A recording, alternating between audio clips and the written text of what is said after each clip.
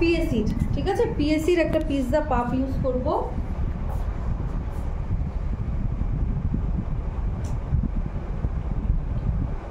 Puff use করে আমরা পাউডারটা লাগাবো।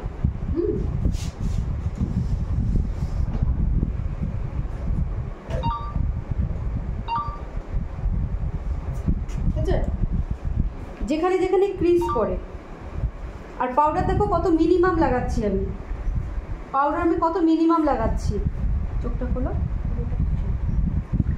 যেখানে ক্রিজ পড়ে সেখানে আমি পাউডারটা লাগাচ্ছি অল্প করে, অনেক বেশি করে লাগাবো না। আগে ক্রিজ লাইনগুলো আমরা পাউডারটা লাগিয়ে নেব, যেখানে যেখানে ক্রিজ পড়ার সম্ভাবনা রয়েছে সেই সব জায়গাগুলো। কি পাউডার? এটা হচ্ছে আরসিএম এর পাউডার। যেখানে যেখানে কন্ট্রোলগুলো লাগালাম সেখানেই পাউডারটা দেবো, তাই তো? না না, কোথায় কন্ট্রোলের জায়গায় পাউডার দিয়েছি আমি ফুল ফেসে দিচ্ছি পাউডার। কন্ট্রোলের ওপরেও দিচ্ছি হালকা করে, যেহেতু এটা আমার ট্রান্সলুসেন্ট টাইপের পাউডারটা রয়েছে। ঠিক আছে,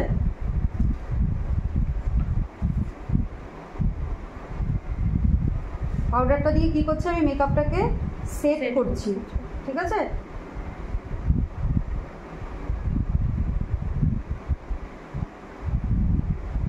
আমি সব জায়গায় পাউডার দেব। এই যে এইভাবে লাগানোটাকে, এটাকে বলা হচ্ছে বেকিং প্রসেস। পাউডারটাকে এই যে এক জায়গায় এরকমভাবে যে লাগিয়ে দিচ্ছি, এই প্রসেসটাকে কি বলছে? বেকিং। ঠিক আছে, মেকআপটা পাউডারটা দিয়ে বেক করা।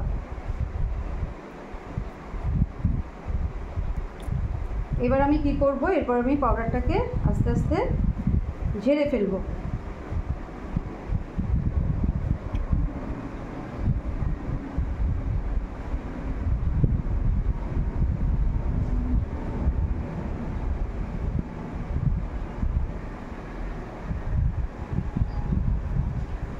পাউডারটাকে লাগালাম, 1-2 মিনিট আমি একটু ওয়েট করব। ওয়েট করার পরে আমি কি করব, একটা কম্প্যাক্ট নেব। এখানে আমি কম্প্যাক্ট নিলাম, যেহেতু আজকে আমার মিনিমাম বাজেট প্রোডাক্ট দিয়ে করছি, এই জন্য আমি জাস্ট গোল্ডের, এটাকে বলেছে পাউডার ব্রাশ। ঠিক আছে, পাউডার ব্রাশটা কেমন হবে? এরকম ফ্লাপি টাইপের হবে মাথাটা। পাউডার ব্রাশ, এটা দিয়ে আমরা কি করছি, প্রোডাক্টটাকে এরকমভাবে ঝেড়ে ফেলছি। আর সাথে সাথে আমরা কি করছি, পলিশ করছি স্কিনটাকে।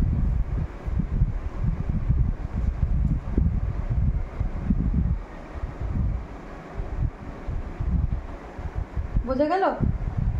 পাউডারটাকে ঝেড়ে ফেলবো, আমার এক্সট্রা যে পাউডারটা আছে তার সাথে স্কিনটাকে আমরা পলিশ করব। পলিশিং,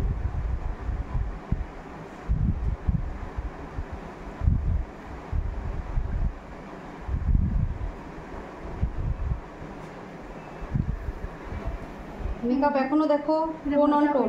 প্রোডাক্ট নিয়েছি জাস্ট গোল্ড প্রোডাক্টের নাম, যেহেতু আমার আজকে মিনিমাম বাজেট।